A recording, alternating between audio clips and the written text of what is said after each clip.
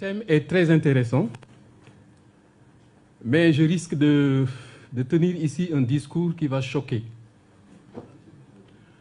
C'est pourquoi, à la dernière minute, j'ai voulu me rétracter, mais Pape m'a forcé. Pourquoi? Parce que moi, j'ai une autre compréhension de la démocratie. Et le sujet, je l'aurais formulé autrement. Pas quel modèle démocratique pour un Sénégal souverain, stable et intégré, mais quel modèle de développement pour le Sénégal. Très simplement. Je trouve que la démocratie, c'est une sorte de fourre-tout qui nous a été légué, entre guillemets, par le colon, comme des bonbons à sucer, mais pour perdre du temps. Pour perdre du temps. On a fait du label démocratie une chansonnette que tout le monde entend, tout le temps. Tout ce que nous faisons, nous l'enrobons avec le mot démocratie, la notion démocratie. Or, la démocratie, ce n'est pas, contrairement à ce que l'autre avait dit, le moins mauvais des systèmes. Nous avons ici eu le Mandé, la charte du Fouga. Nous avons eu Thierno Souleymane Baal, etc., etc. Ces formes de gouvernance qu'ils avaient mises sur pied, est-ce que c'était de la démocratie, forcément? Non, c'était des modes de gestion du pouvoir.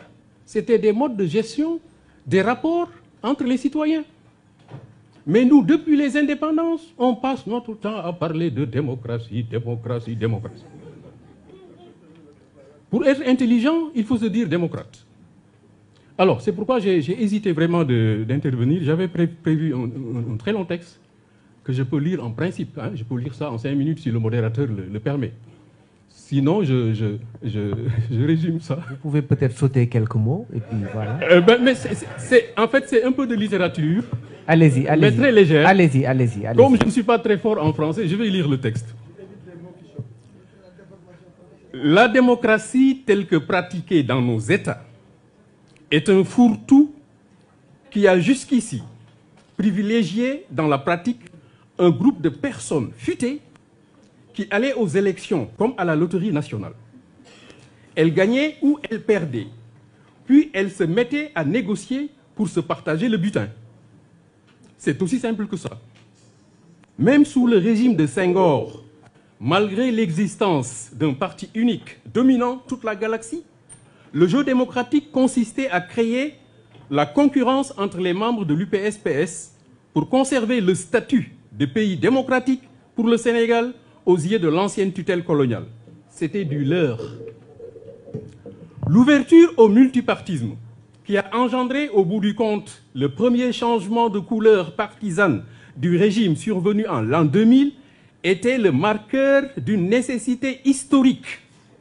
L'alternance survenue en cette année symbolique était le résultat de la réalisation d'une volonté populaire. Je n'utilise pas le terme démocratique ici. Ce terme nous a induits en erreur pendant des décennies, en nous faisant croire que nous étions sur la bonne voie, alors que non. Nous avons passé des décennies à copier les ombres de la démocratie à l'occidentale, en mettant particulièrement l'accent sur des principes mal assimilés comme la liberté. Se penchant à se définir par rapport à l'Occident, à la France plus particulièrement, à faire de l'ancienne puissance une référence à laquelle on devrait se fier, cela nous a propulsés dans les dédales de sociétés déstructurées, engouffrées dans une sorte de tourbillon de malheurs successifs, pendant que des pays partis de rien, comme la Corée du Sud et la Corée du Nord aussi, ont su se libérer et construire les fondements d'un bien-être et d'un développement autocentré. Rien à voir avec la démocratie. Cette pratique est un mauvais jeu, une entourloupe que nous a imposé le colonisateur comme des bonbons, je l'ai dit tout à l'heure, à sucer pour oublier le temps. Les chamailleries dont nos hommes et femmes politiques ont été pendant des décennies les acteurs patentés ont plongé notre pays, ainsi que toutes les autres ex-colonies françaises, je ne mets pas dans le lot l'Algérie, la Tunisie et le Maroc, dans un état déplorable qu'il s'agit de corriger profondément de bout en bout. On a connu, il est vrai, des empires, des royaumes, des sortes de petites principautés, à l'instar de ce qui existait ailleurs en Europe. Les formes de gouvernance de nos empires et royaumes n'ont pas permis, malheureusement, de résister aux envahisseurs venus d'Europe. Cette défaite, sans nul autre pareil, est aussi, il faut le reconnaître, le principal facteur dévalorisant qui nous a mis aujourd'hui dans ce contexte où nous sommes appelés désormais à puiser de nous-mêmes et par nous-mêmes la force nécessaire qui nous permettra de s'en sortir. Les références historiques de mode de démocratie que l'on retrouve dans la Charte du Mandé, par exemple, ainsi que dans d'autres textes originaux de leaders africains historiques, ont été ignorées par nos États. Aucune tentative de les rendre opérationnels après l'obtention des pseudo-indépendances. On s'est mis à calquer le système de l'oppresseur qui était parti sans partir. Quand on parle de démocratie chez nous, moi, le Sénégalais lambda, l'analphabète, je n'y comprends absolument rien. Je sais que chez eux, on peut se moquer des prophètes ou encourager les relations contre nature.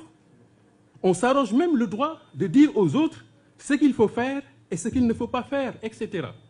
Leur démocratie n'est donc pas un modèle de développement pour nous. Leur modèle est un frein à notre équilibre mental et physique, à notre épanouissement. Nous devons chercher autre chose. Et c'est là que la question posée aux quatre coins de cette conférence et au sujet de laquelle nous avons suivi des interventions aussi diverses et pertinentes les unes les autres, revêt donc toute son importance. Au Sénégal, avec les éclatantes victoires politiques qui ont installé le nouveau pouvoir que constituent le PASTEF et ses alliés, incarnés par un duo inédit, renversant même, adulé ici et ailleurs, c'est une nouvelle ère qui souffle, une ère d'espoir, de renouveau, de rupture. Nous percevons ce contexte, cette période, comme le moment unique de refondation de nos rapports avec la République à travers l'adoption d'une idée nationale dénommée patriotisme.